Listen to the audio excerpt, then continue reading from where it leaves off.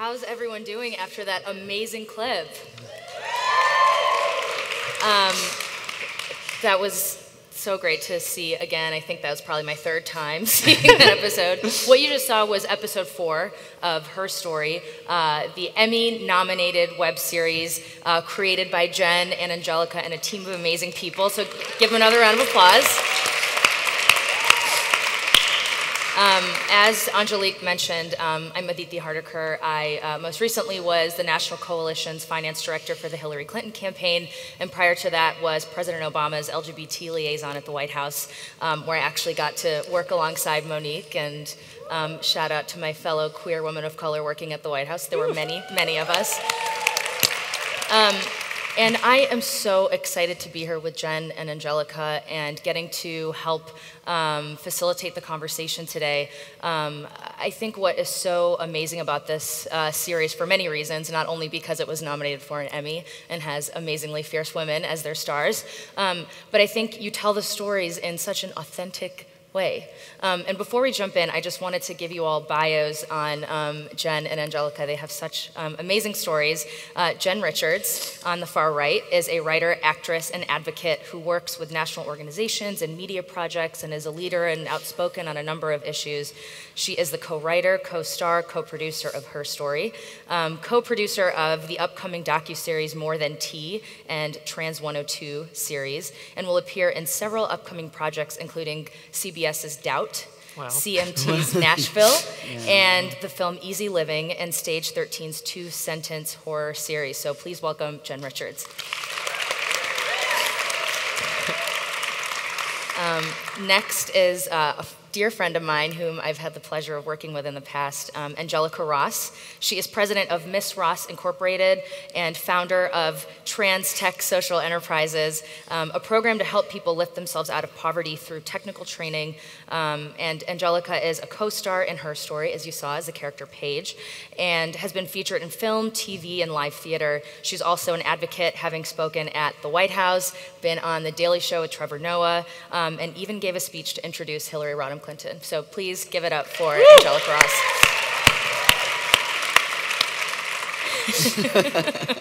I'm silly, y'all. You're perfect. So first, congratulations to both of you on this amazingly successful series. It really is, you only got a taste, and I would encourage everyone to go online and watch the whole series, and maybe if we have time before the break, we'll even play a few more episodes.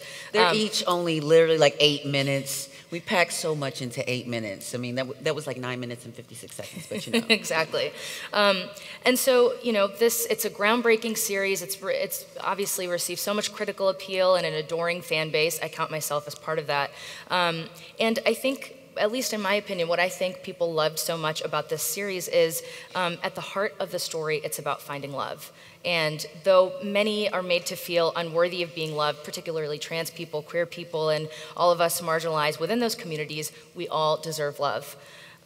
Why did you both decide to approach your story in this way, and why do you think audiences and critics alike are finding it to be so meaningful?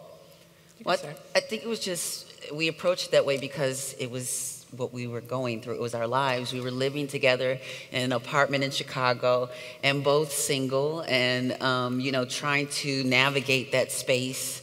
Sometimes that space was OkCupid and Tinder and different things like that. Sometimes it was Craigslist. Yes, it was a lot of things. And we shared a lot of our stories and experiences, especially since our identities are so different. You know, so often when we talk about these things, love or, you know, support, it's so different across intersections of race and class and identity and sexuality. So we're living together, and, you know, I think that I'm straight. Maybe my mom She always says she's straight, and then every time after she comes back from Lesbians Who Tech, she says she's gay. This is There's like so many powerful women here. Oh my God. It keeps happening. Maybe my mother's right. I just haven't met the right woman. I don't know. You know, but yes, and so it always ends up being the person who is beside you the whole time. Yeah, exactly. So we've shared the struggles of dating and trying to figure that out together. And then, you know, while I was founding Trans Tech and building that, Jen was in the other room writing Her Story and would come out reading, different scenes, and I've got your voice in my head, and how would you say this? And it just really came from real experience, right? Yeah, that's exactly it. And I always kind of chuckle at the idea that it's groundbreaking, innovative. Those are like the most common words that we use for it. It's a love story. It's about two people who meet people they like. That's it. They each get one kiss. I mean, there's nothing really that innovative or groundbreaking about it, except in as much as that we have trans people telling their own story for once. So rather than from the outside, it's coming from the inside.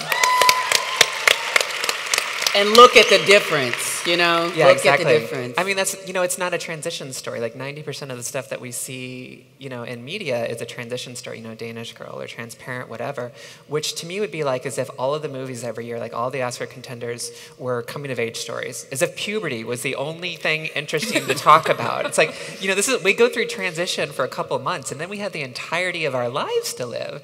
And that was a story that I didn't see anybody else telling, which is that of most of my friends who are just women just living their lives. Especially the complicated narrative, like with Paige, where she's so successful, and it seems like, on the outside, but when it comes to love and relationships, because she has a different struggle, everyone thinks that, the trans girl that quote unquote passes is passing into some better experience. But I am here to tell you, it is not always so great to quote unquote pass, because you don't get to engage as authentic as you want to. You want people to see you. You want people to see you for who you are and still love you. And she doesn't know if that's going to be the case every time. Every time she has to, because they see her as one thing and they make a whole story about what that's going to be when they meet her. And so we get to finally see that when she reveals that truth, that instead of being faced with violence and ridicule, we show a different kind of masculinity that responds differently. And so this show, I think, is being radical in really modeling a different sort of response to trans women that's not violence and that's not a high level of misogyny. And one of the interesting things about Paige's story is that in the context of her story is that she's used to telling men that she's trans. She's an out trans advocate. People know her that way. And in this one case, like in a moment and just like a whim, she decides not to tell this guy that she's trans because she just wants to be a girl on a date. And she doesn't have any expectation that it'll go further, but then that ends up being the relationship that grows. And so she's carrying this thing with her of like, what am I supposed to tell him? What does it mean? And, to credit to every single time I've seen her story, and I've seen it hundreds of times, we've toured it, I'm always in awe of Angelica's performance. But there's especially a moment there, like right after the kiss, because at least in my head, Paige has this kind of line that she won't go past. Like, okay, if I haven't told this guy I'm trans, we can date, we can whatever, but like I won't kiss him because that might be a step too far if he ends up being upset and feels violated that that we kissed and I didn't know.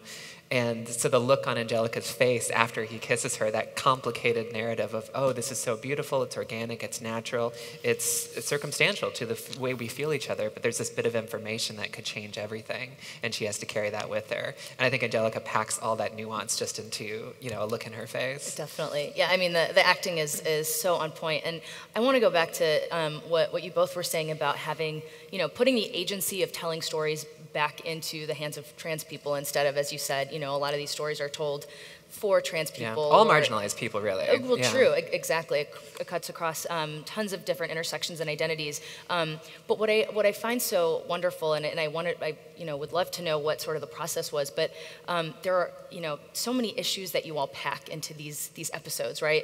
And you do it in such an organic way. And I wonder, how is it sort of trying to strike the balance between talking about some real talk issues, but doing it in a way that's not preachy and that's sort of organic to her story? One time we were at an event and someone listed all the social issues that we approach in this hour. Like you talk about, transphobia, like differences within the LGBT community, domestic violence, drug addiction, sex work, and they just kept going. I'm like, Jesus, we packed a load. It sounds so heavy, but the fact is these are just organic aspects of our lives. So if we tell an authentic story about our lives, these things are going to naturally come up. And they're not this like big issue of the day, because that's a kind of like outward approach. And you look in and say like, oh, a woman who's surviving a domestic violence situation, and this is what it looks like, and it's a bad guy and she's trapped. It's much more subtle than that. I mean, Violet will end up defending Mark, in the next episode, because it is complicated.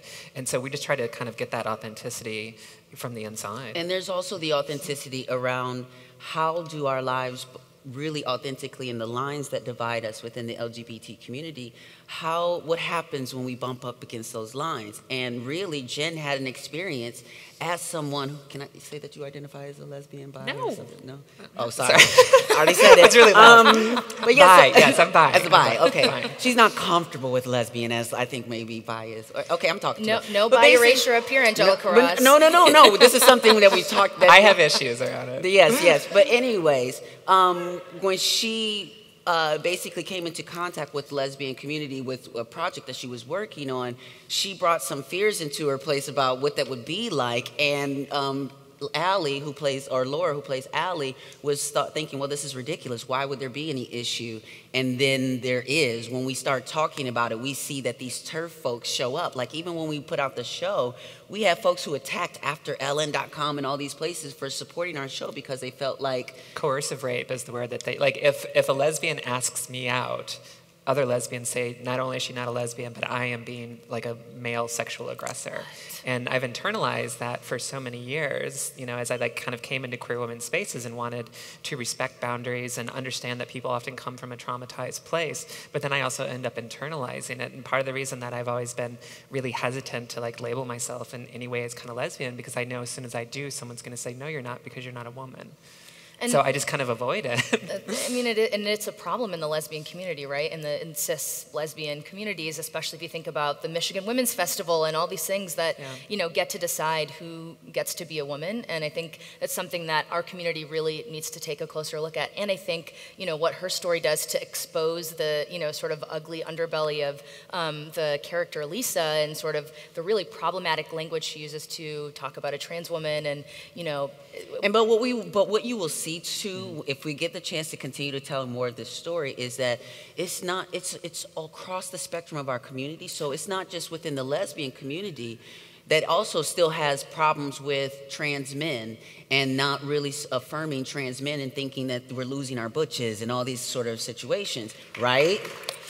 But also we have situations with gay cis men who have shown in many, many ways how they have not been allies to trans women, how they get confused between RuPaul's Drag Race and how we actually live our lives. Yeah. You know, I need to be able to be a fan of RuPaul's Drag Race and also be a supporter and stand in solidarity with trans women.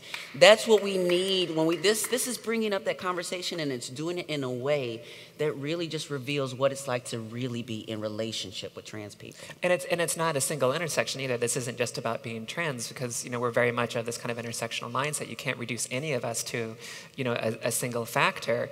All of in their original script, all of Allie's friends, her lesbian friends, are all middle-class, cis, white lesbians who all pat themselves on the back for being really progressive, and yet everyone in their circle looks just like them.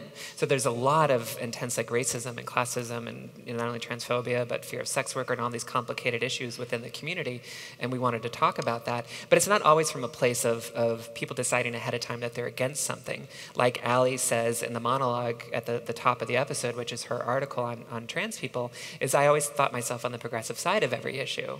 And I thought my tacit acceptance of the reality of trans people was sufficient. So it's like, okay, I know trans people out there, I'm fine. Like, I don't hate them, they're real women, great.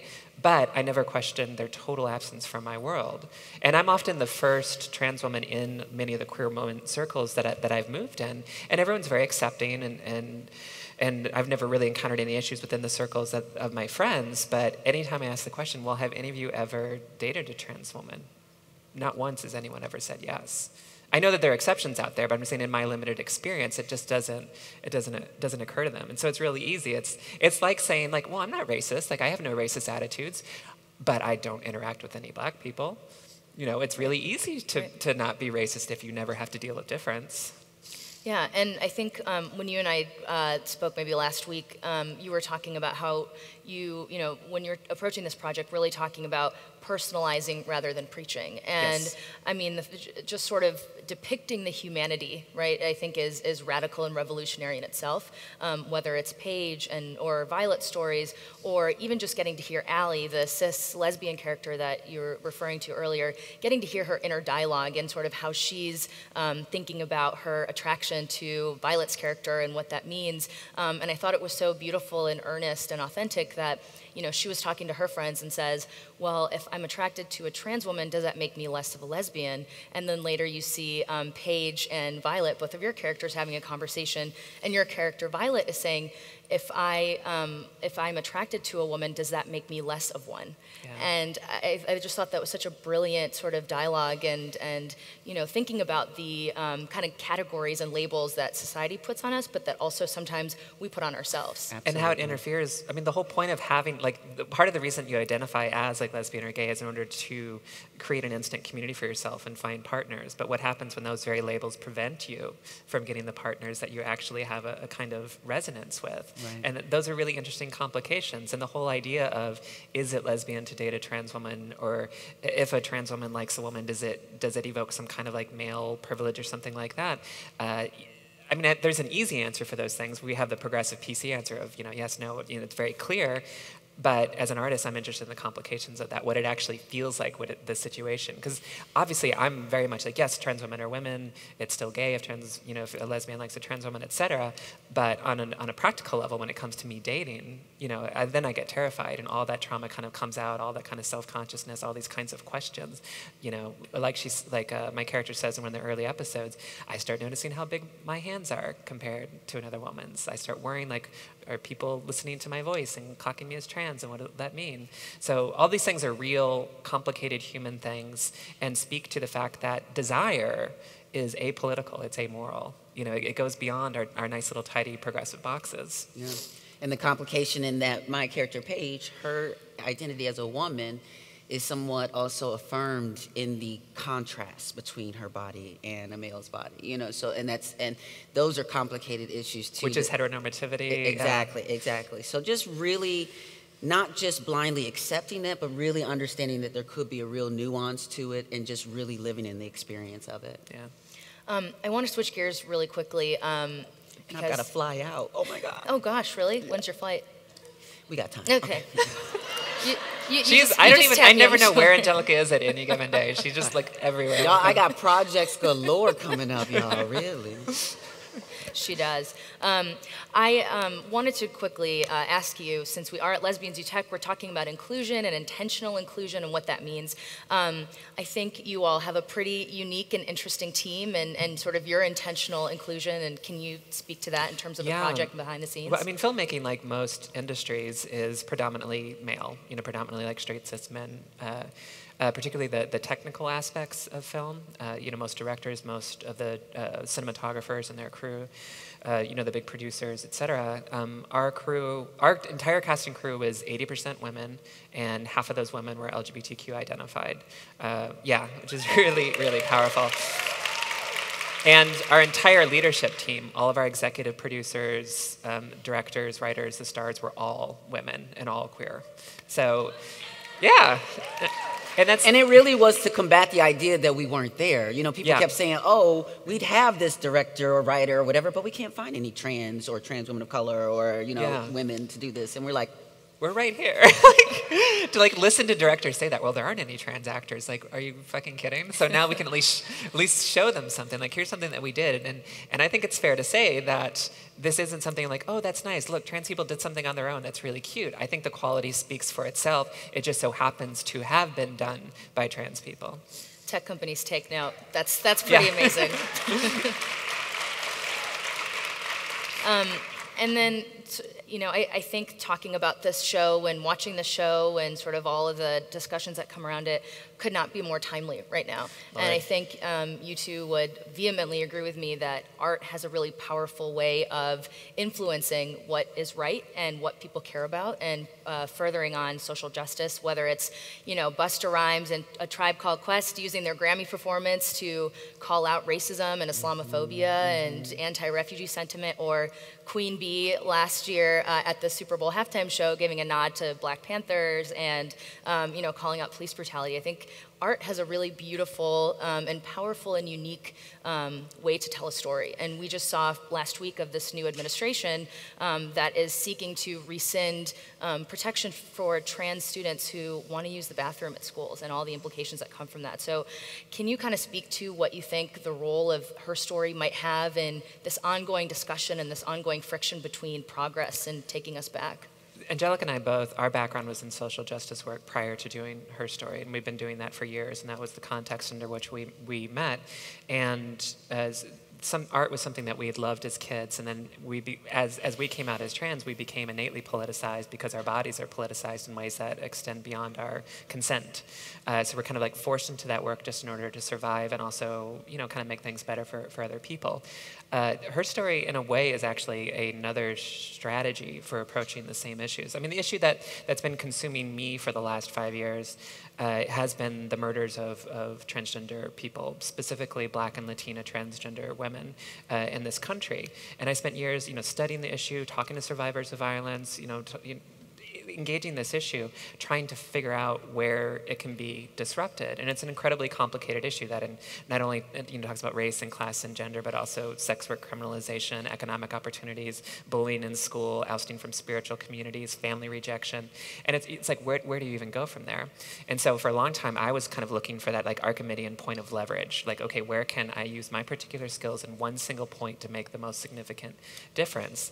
And what I eventually landed on was part of the reason that these things happen is because of the stigmatization of desire for trans bodies and what that means, whether it makes someone less lesbian or makes gay. a man gay or less masculine, and the ways in which that particular stigma then leads to violence against trans women and also self-violence, a lot of addiction and suicide on behalf of trans people who have internalized the notion that they're monsters and unlovable.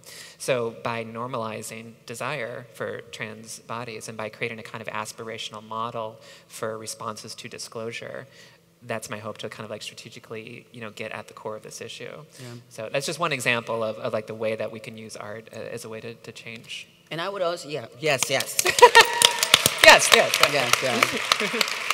And I would also say just to Governor Cuomo, really like issued this directive to, state departments to kind of, I insist that you do these things. And that's cute. But I'm here to tell you that I'm insisting like every single one of you, like what are you going to do? Like we have to stop looking at government entities and organizations as a whole and pointing the finger as why we're not to where we want to be. Yeah. This is a reflection, a time for us all to get up, rise up, like when we rise, right? Yeah. And then we actually have to show what are you going to do from where you are, from your place in this world, from your place of privilege, from your place of disenfranchisement. Are you going to stand up and say something?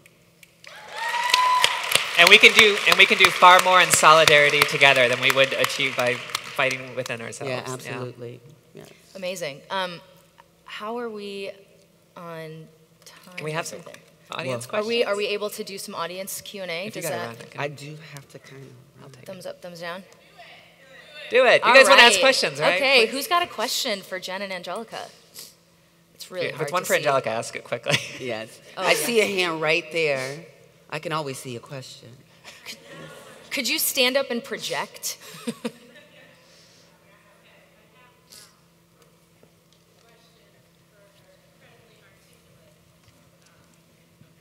Thank you. So I could yell really loud.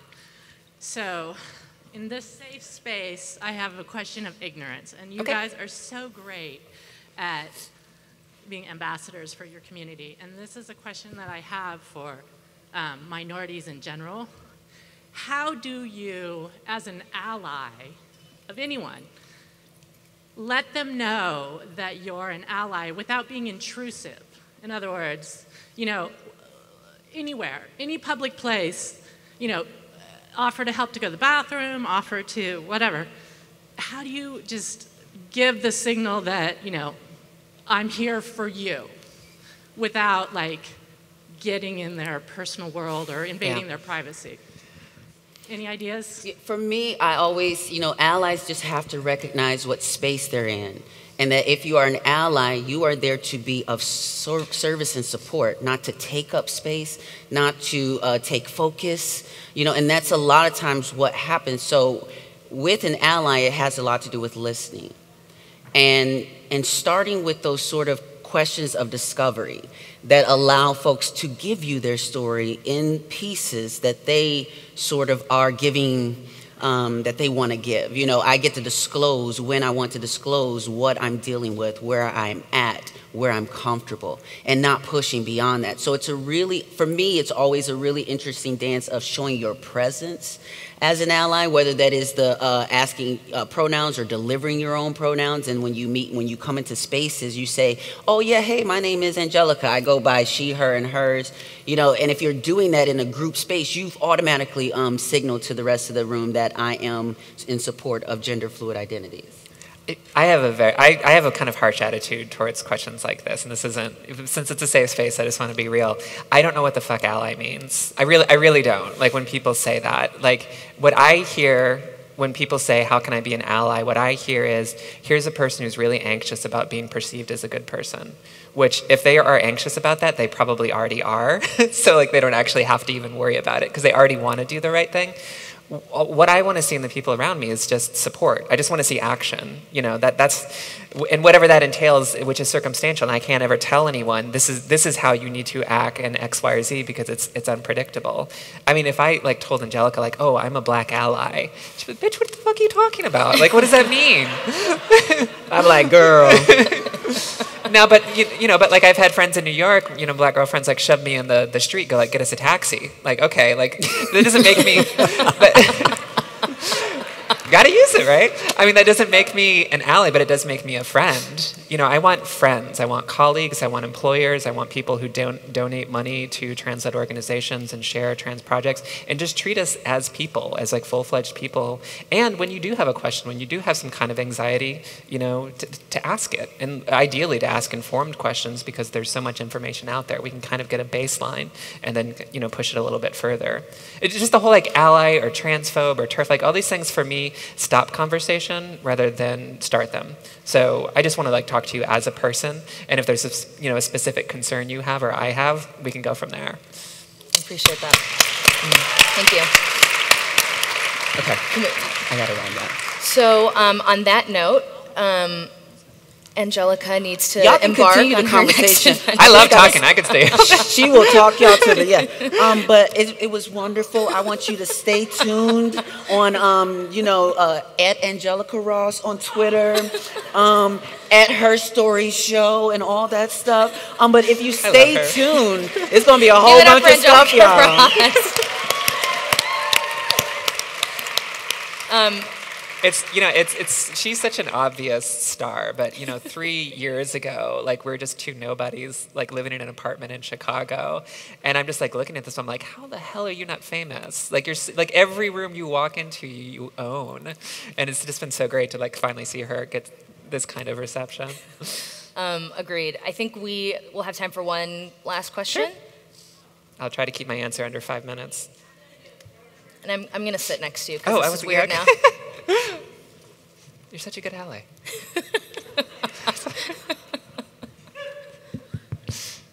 Thank you. I'm persistent. Thank you for being here. I really appreciate it. And one thing that Her Story has done is bring to light the realities that many of us face, but we don't have the opportunity to share that experience with others. So they don't see us. We don't exist. We're fairy tales, but we're very real. So for those of us who have a story that you might be interested in sharing, and they'll be willing to give that story to you, is there an opportunity for that to happen? And if so, what would be the best way to do that? Oh, that's such a lovely question. I like that. I love stories. I'm a collector of stories. I travel around the country, usually, like, alone, and stories just seem to kind of find me constantly. If you follow my Twitter, you'll constantly see, like, weird occurrences that happen in my life and extraordinary people I meet and things that come. It's almost like being a writer just kind of, like, attracts people to it. So I love hearing stories. People can obviously, like, email me or tweet at me, but ideally just pull me aside and let's have a conversation. I'm willing to talk to anyone, anywhere, anytime. I love hearing people's stories. And, you know, a big part of, I mean, the one thing I want to say, I think this is really important for me, because there is something that makes my experience a little bit more unique compared to someone like Angelica's, and that's that there was a time in my life when I was seen by the world, treated by the world as a straight white man. Okay, that's something that most people have never had that experience. I could read any book, watch any TV series, go to any movie, and bet that I could identify with the lead character, the hero.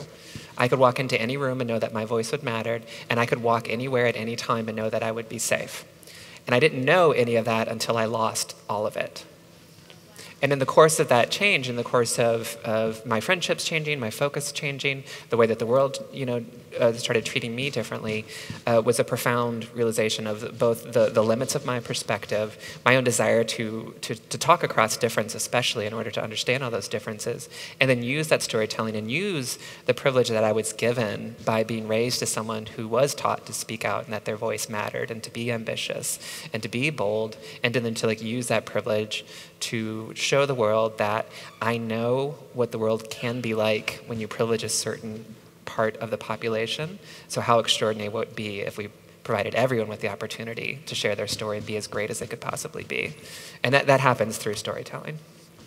Wonderful, thank you. And on that really amazing note, I just want to say thank you, Jen. Yeah, thank you. Thanks for your brilliant show, and thanks for the voices that you're giving to folks everywhere, and thanks for telling your own story, and thanks for being here. My pleasure, thank you guys. I'm Another going to be round around of for the applause. rest of the day. So And I'd love another to round chat. of applause for Angelica. Thank you so much.